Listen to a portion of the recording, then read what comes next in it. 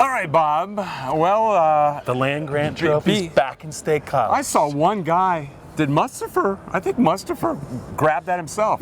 Didn't I see that? Somebody had it. I don't think anyone's been in a photo grabbing that by themselves. PJ Mustafa. Kudos, did. PJ. That that strength training's paid off. 76 pounds, and that was not easy. But 35-16. Yeah. It was 21-16, and it had been 21-3.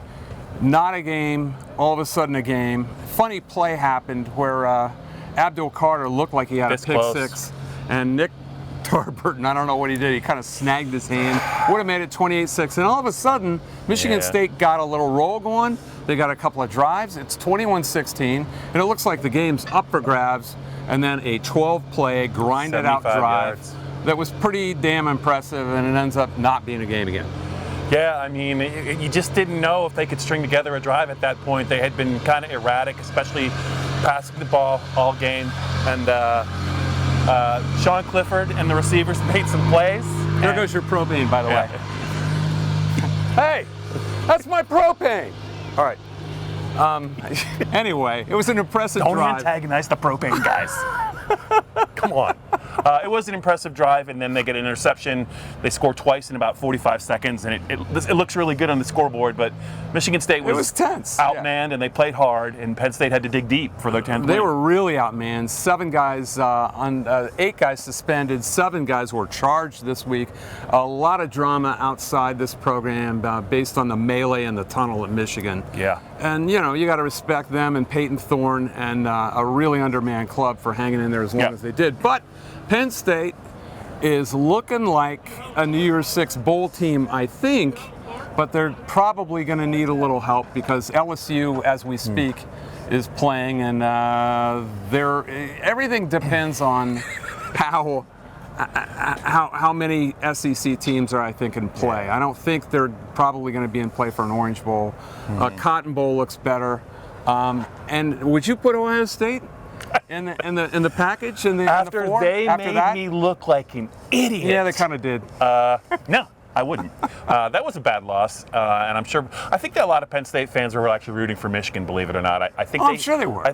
They hate Ohio State's caused them so much heartache. But we'll see where Penn State ends up. 10-2 for this team, I think, is pretty impressive. It was max. It was an impressive effort. I also think as the season has gone on, the development of the entire tight end room has probably been a huge story along with the defense. But those guys are all legitimate pass catchers.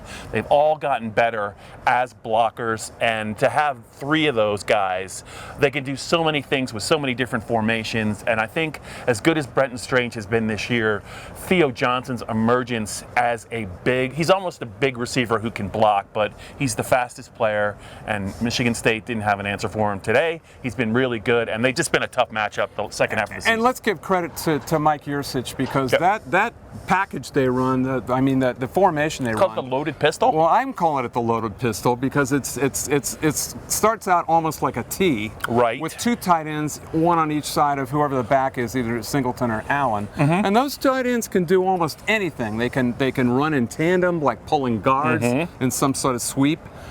They can leak out to catch passes, which they did a couple times.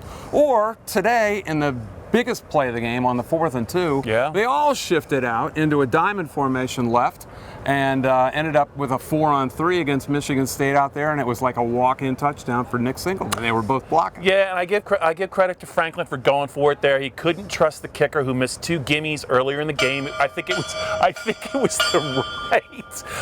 was the right call, and they got the blocks done, and that was a huge play. If Penn State had somehow lost this game on a wacky day, I can't even imagine. It had that feel, didn't it? Yeah, it had that feel. It did. And on the 4th and 2, frankly, I would have said take the 3 and make it an 8-point game because it just felt like that to me. But he had the cojones to do it, and they did it.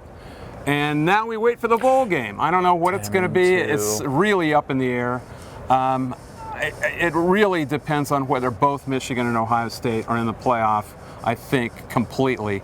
And if both of them are not, it's going to be awfully tough to be any place other than maybe the Cotton Bowl, and certainly not the Rose Bowl. They got a chance at the Rose Bowl if they both make it in.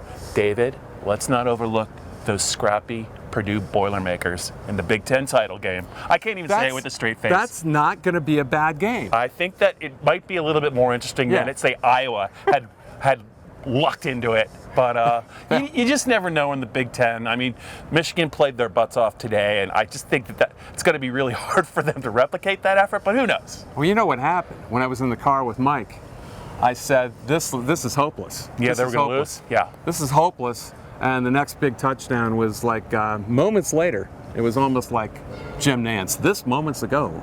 All right, Davey. It happened. Send us home. Anyway, from Beaver Stadium, until next time, adios.